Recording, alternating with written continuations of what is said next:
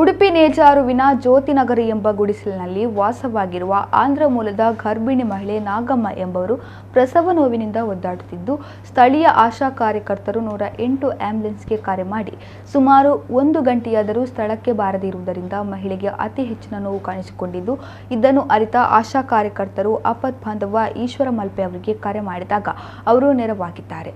ಮಹಿಳೆ ಕಂಗೆಟ್ಟ ಸ್ಥಿತಿ ಅರಿತ ತಕ್ಷಣ ಮಲ್ಪೆಯಿಂದ ಹೊರಟು ಕೆಲವೇ ನಿಮಿಷಗಳಲ್ಲಿ ಸ್ಥಳಕ್ಕೆ ಧಾವಿಸಿದ್ದು, ಆ ಮಹಿಳೆಯನ್ನ ಡಾಕ್ಟರ್ BR ಶೆಟ್ಟಿ ಹಾಜಿ ಅಬ್ದುಲ್ ಆಸ್ಪತ್ರೆಗೆ ಸರಿಯಾದ ಸಮಯಕ್ಕೆ ತಲುಪಿಸಿ ಮಹಿಳೆ ಜೀವ ಉಳಿಸಿದರು.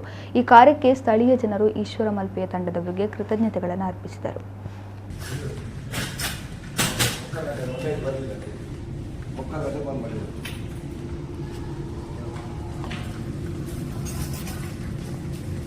ಬಂಧುಗಳೇ, ಇವತ್ತು ನಮ್ಮ ಊರಲ್ಲಿ ನೇಜರ್ ಅಂತ ಅಲ್ಲಿ ಒಂದು ಬಡ ಕುಟುಂಬದ 7-8 ಶೆಡ್ ಹಾಕಿ ಕೆಲಸ ಮಾಡುವ ಆಂಧ್ರದ ಒಂದು ಬಡ ಕುಟುಂಬದ ಜನರು ವಾಸಿಸುತ್ತಿದ್ದರು. ಅದರಲ್ಲಿ ಒಂದು ಮಹಿಳೆಗೆ ಹೊಟ್ಟೆ ನೋವು ಅಂದರೆ ಗರ್ಭಿಣಿ 9 ತಿಂಗಳಾಗಿರ್ಬೋದು, ಟೈಮ್ ಆಗ್ತಾ ಬಂದಿದೆ. ತುಂಬ ಹೊಟ್ಟೆ ನೋವಿಂದ 1 ಗಂಟೆ ಕಾಲ ಒದ್ದಾಡಿದರೂ ಸಹ ಸ್ಥಳಕ್ಕೆ 108 ಅಲ್ಲಿಗೆ ಬರದೆ ತುಂಬ ಕಷ್ಟಕರವಾದ ಸನ್ನಿವೇಶ ಆಯಿತು. ಯಾಕೆಂದರೆ ಆಶಾ ಕಾರ್ಯಕರ್ತರು ಫೋನ್ ಮಾಡಿದ್ದಾರೆ, ಆದರೂ ಸಹ 108 ಸ್ಥಳಕ್ಕೆ ಆಗಮಿಸಿಲ್ಲ.